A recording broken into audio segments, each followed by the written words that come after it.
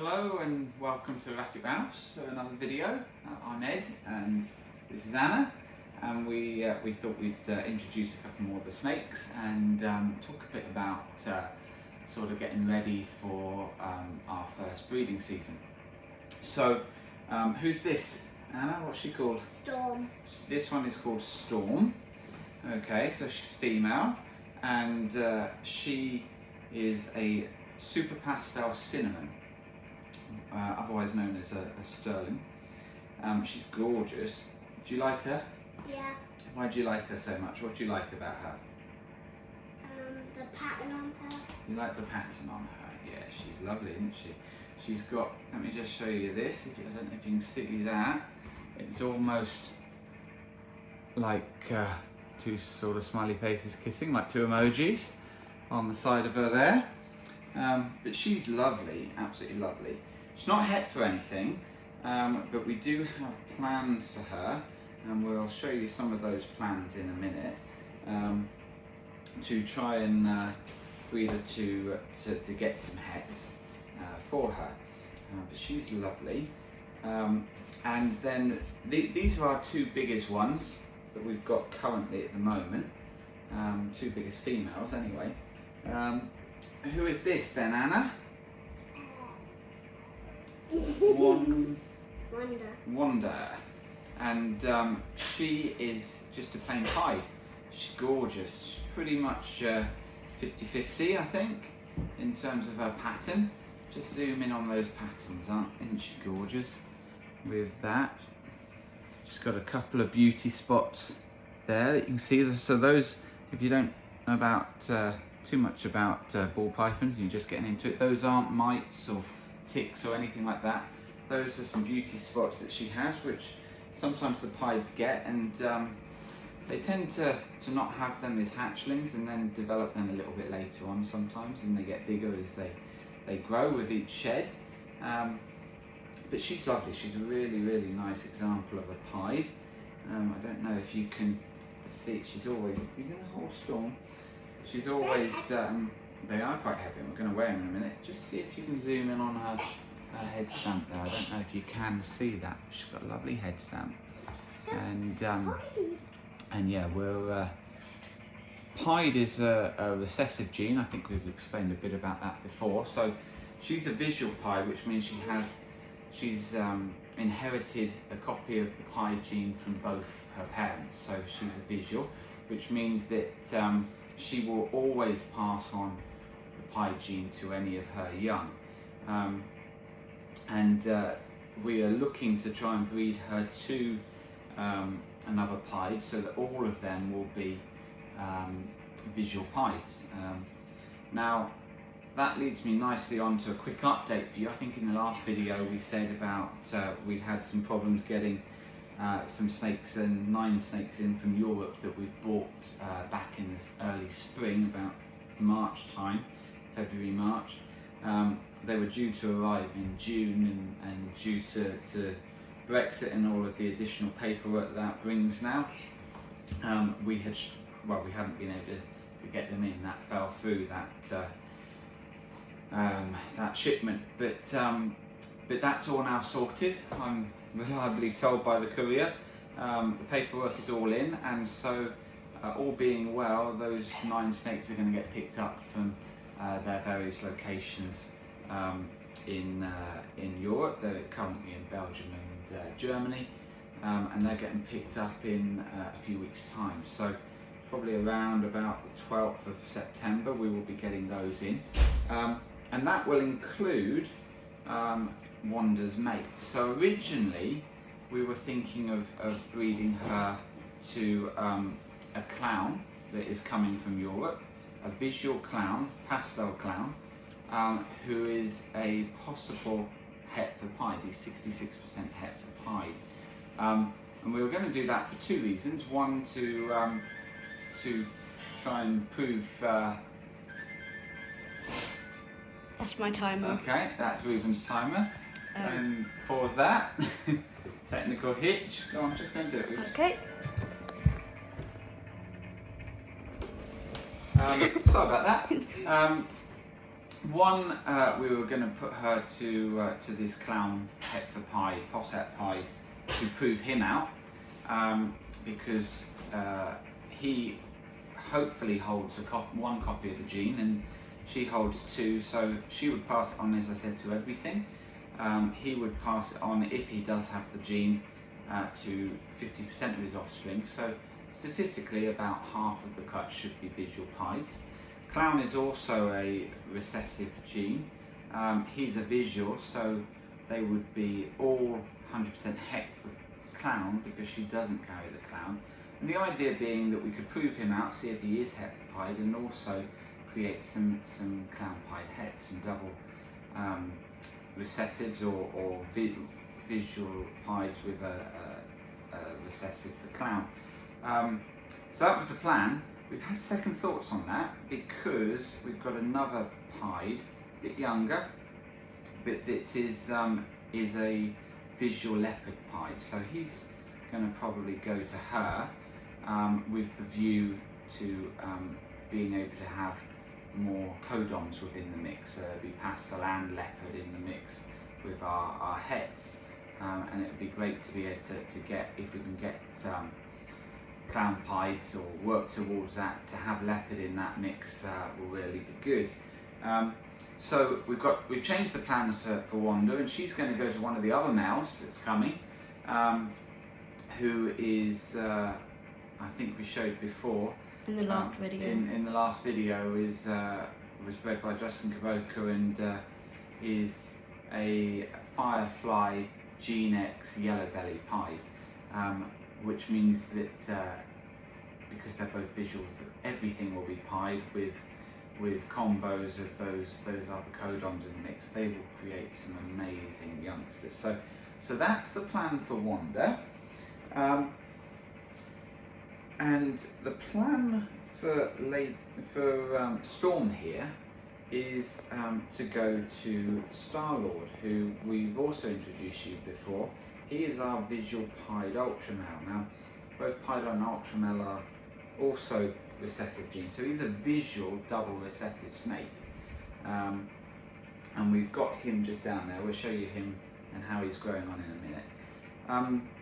And the idea being is that she's not het for anything, but we can create some double hets there, because pied cinnamons, or everything from her, because she's a super pastel, everything will be pastel.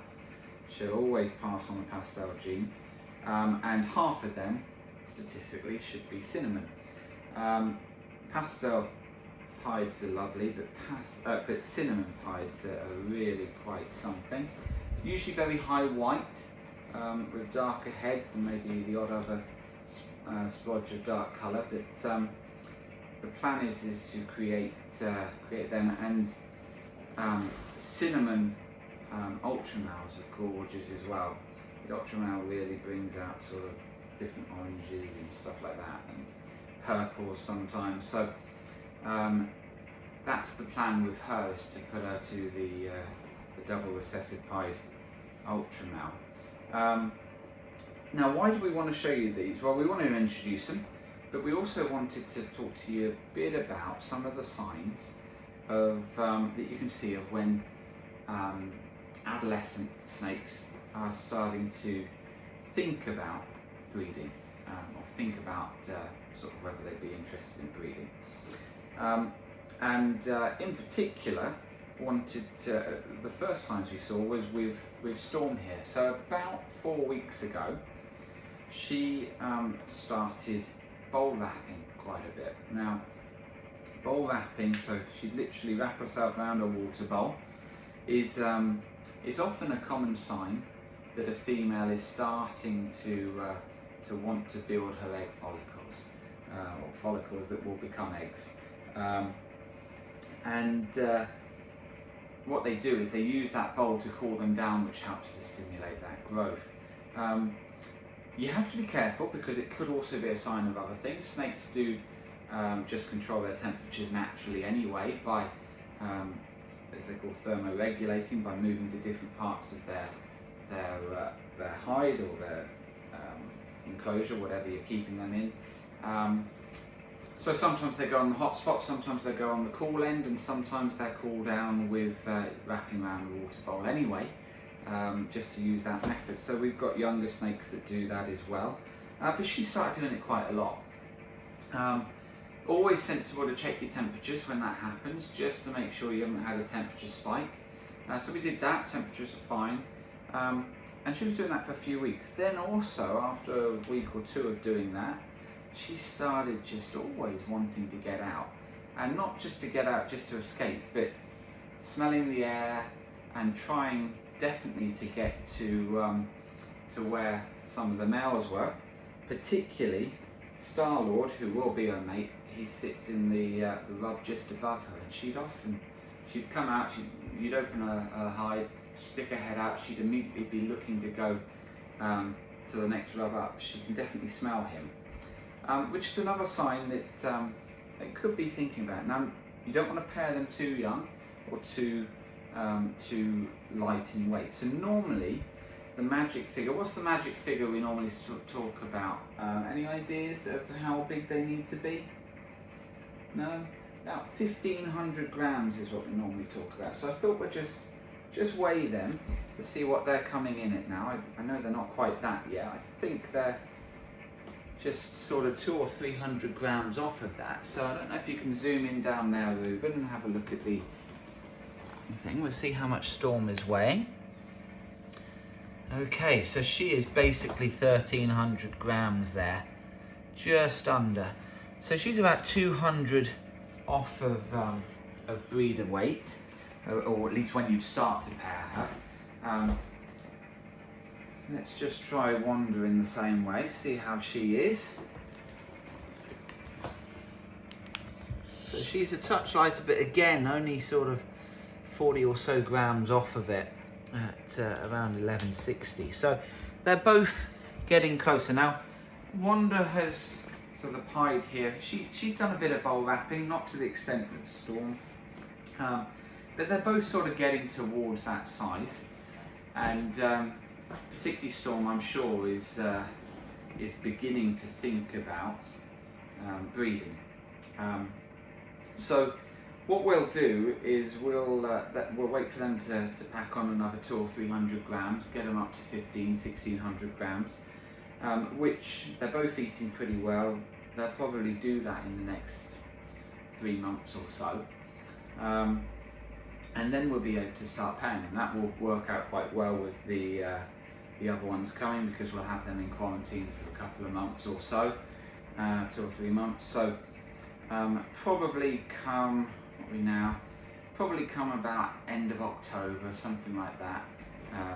Beginning of November, we'll start pairing them, maybe slightly earlier for Storm, as we've got her mate already here.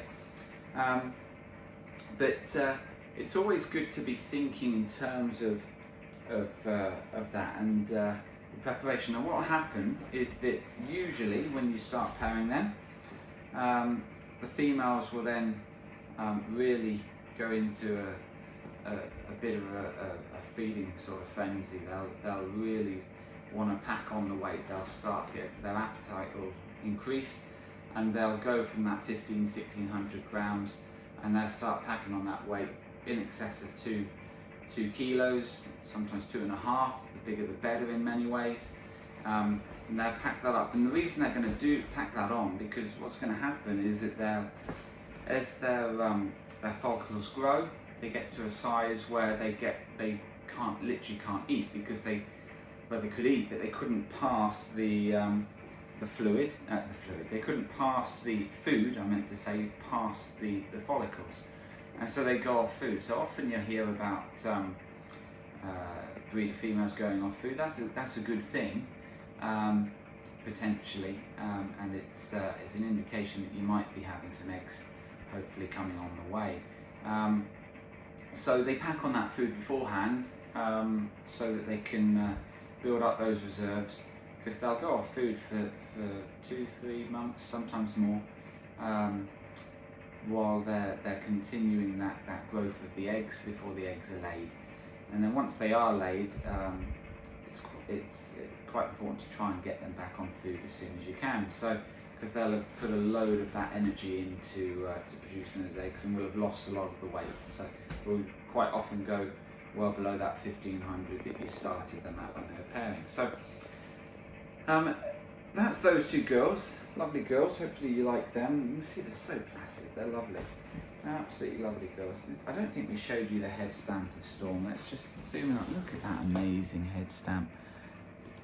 All the blushing out there from the pastel, and she's got I don't know if you can see the eye stripes at the side there. Lovely, lovely eye stripes. She's gorgeous, absolutely gorgeous. And like you said, she's got lovely patterns, hasn't she? Yeah. And the cinnamon's producing that, but also the pastel is that mixes up the pattern quite a bit as well. Lots of people don't realise, we think of pastel as lightening gene, but it's also has a big effect on pattern as well. So anyway, what we also wanted to do was to just give you a quick update on Star-Lord, who is down here.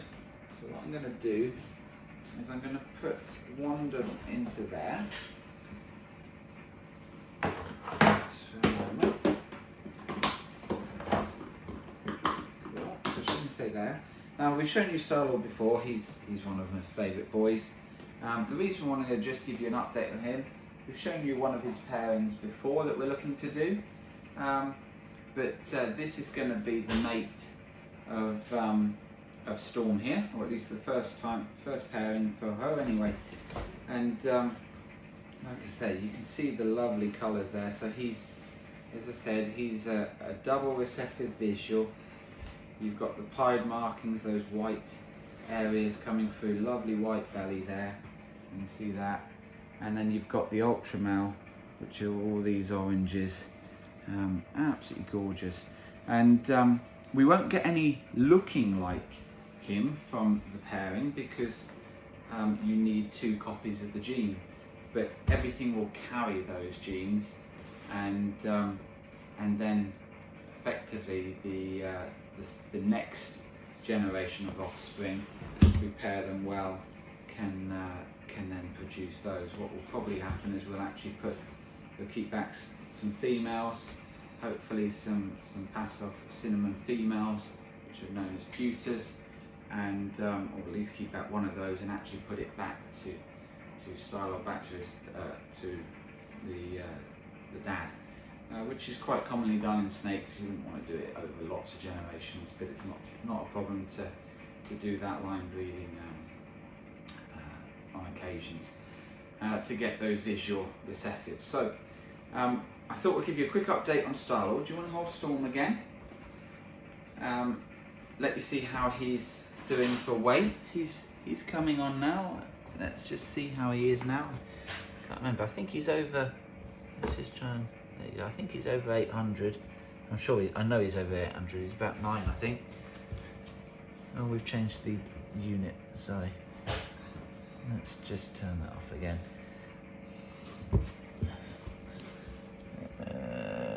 Unit. Grams. There you go. Let's start that again. Yeah.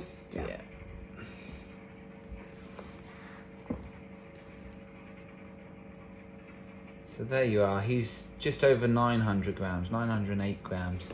So he's doing well. We haven't popped him, to be honest. I'm still struggling to be able to pop them to see if he's producing sperm, but I popped him once. But I'm sure that Reuben managed to when he was young, when he was quite young, but haven't been able to, I haven't learned how to do that very well yet.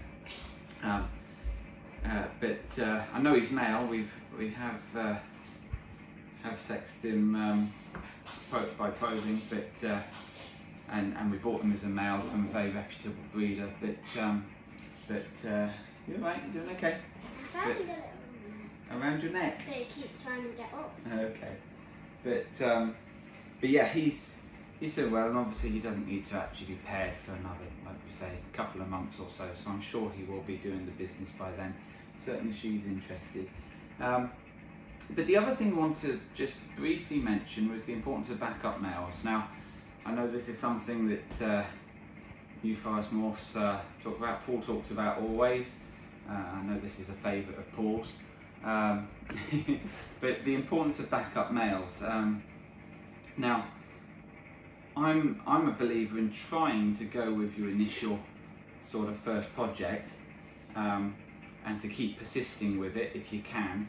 But I do recognise that sometimes you'll just get a snake that just isn't interested for whatever reason at any given time. And then you've got to make the decision of, okay, are you going to just go without producing from that particular female? I know you're trying to get him in the frame there, yes. Are you going to go with leave that female for a year, or are you going to then put her to another male, what's called a backup male? And we have got a backup male for Star-Lord here to be able to produce some of the option males. We've got options to be pieds anyway, but we've got quite a few pied options. We haven't got many ultra male options. Star-Lord is our powerhouse male here. This is where most of our ultra males are going to come from, but we do have, and I'm just going to get him, he's around Reuben's neck, and I know Paul and Jared will be, let me get him, there you go, very keen to see this one, because this is our backup male.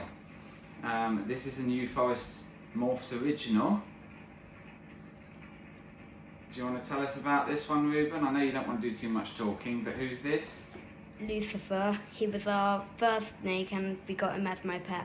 So yeah, this was our first snake in many ways, although he's, I think he's actually he was the cheapest of all the snakes we've got. In many ways he's actually the one of most worth, because he was the one that started it all for us. Reuben was the one that started it. He'd been bugging us for about 3 years for a pet snake. We were in a different house, and we just didn't have the room.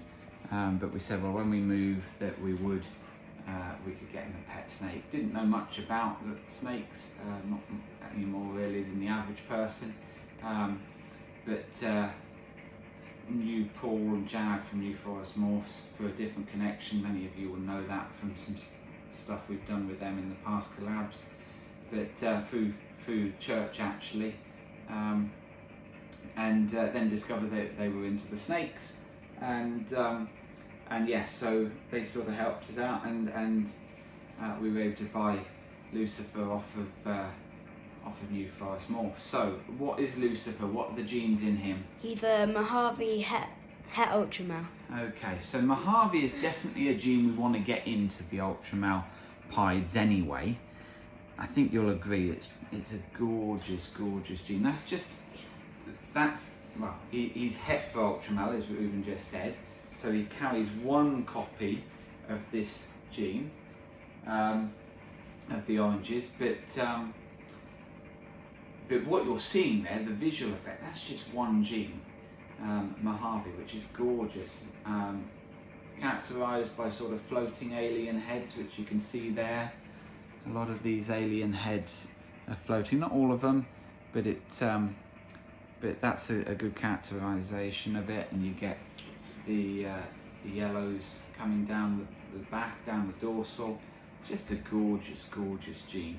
I show people pictures of him, show people pictures of lots of snakes, and he's always one of the favourites, just because it's as a standalone gene, it's gorgeous. But he is a backup for us of the ultramale because he carries the gene. So we will be using him to try and create some het for ultramales, because half of all of his offspring will carry this gene. The other half won't, and we won't know which ones do and which ones don't until we then breed from those youngsters. But that can give us another option of how we can get some ultramales, and we can get obviously Mojave into the mix as well with that. So I know that New Forest Morphs have kept Lucifer's siblings. I think he was on memory one of 4 in the clutch. There was a blue-eyed, he had a brother, which is Casper, a blue-eyed leucistic, which they've got, which is an all-white snake with blue eyes. That was a combination of the Mojave and the bamboo gene. And then he had 2 sisters which were both bamboos. They're all het for ultra male because the father was a visual ultra male like this.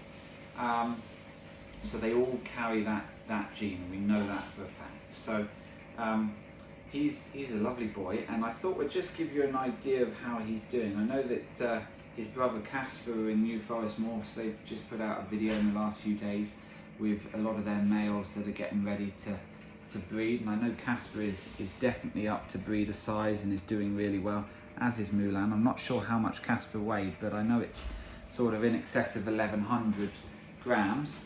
So let's just see what Lucifer is weighing. I think that he's around that figure as well. I've done that again. Let's just see what he's weighing.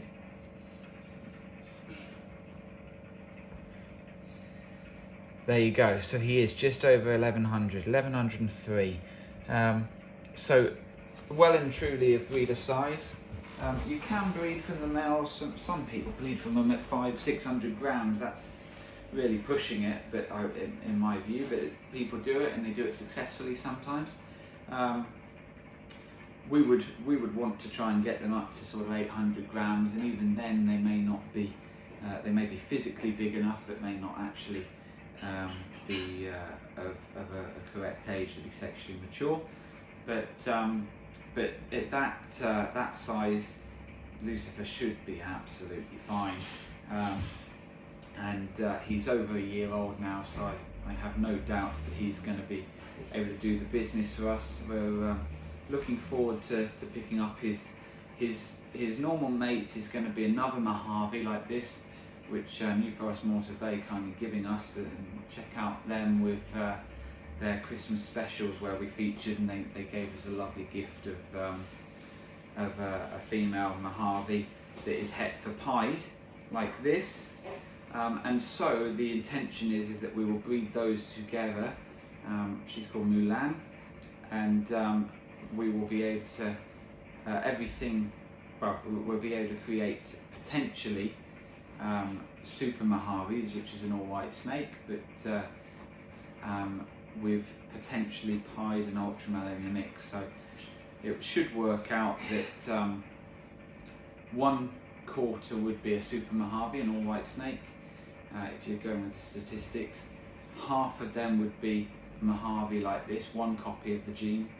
1/4 would be normals, so just look like a wild snake, and then there would be a 50% chance that they would be het for ultramale like this, because Lucifer carrying it, and a 50% chance that they would be het for pied, because the mother will carry that. So potentially that could then create, and what we're looking to do is to then breed, keep some of those females and breed back to Star-Lord, to hopefully create some pied ultra males like him, but with Mojave in as well, which would be quite something. Got to see how we go with the odds on that, but that would be good. So I think you agree they're lovely. Do you like them? Yeah. Which one's your favourite? Out of all of these. Out of the 4 we've got here, one just down there, but out of the 4 we've got here, which one's your favourite? Storm. Storm's your favourite, this one. And why is Storm your favourite? Because it has really nice patterns. Just because the lovely patterns, isn't she gorgeous? So, And I like the head. and you love the head stamp, don't you? She is really, really pretty. So, Can I say something? Yeah, absolutely. You know, you said about Lucifer and Casper being a blue-eyed leucistic, all-white snake with blue eyes. Yeah. Sometimes you will see some yellow marks going down their dorsal. Absolutely, you do get some other marks there, and Casper has got some yellow marks, hasn't he? Which I think often come and likewise with the super Mojaves. So him and Mulan, they would quite often have a slightly sort of blushed out head. There's a bit all white snake, blue eyes, but with a slightly sort of greyer head often. But anyway, some gorgeous snakes there. Hope you've enjoyed that and you've got some stuff for that, learnt some stuff from that. Any questions, any comments, feel free to comment below. Please subscribe, that would really help us. As you know, we're right at the beginning of our journey. I think we've got just a handful of subscribers, so if you feel that you could hit that subscribe button, please do, and like the video as well. Many thanks for joining us. We'll see you next time. Bye bye.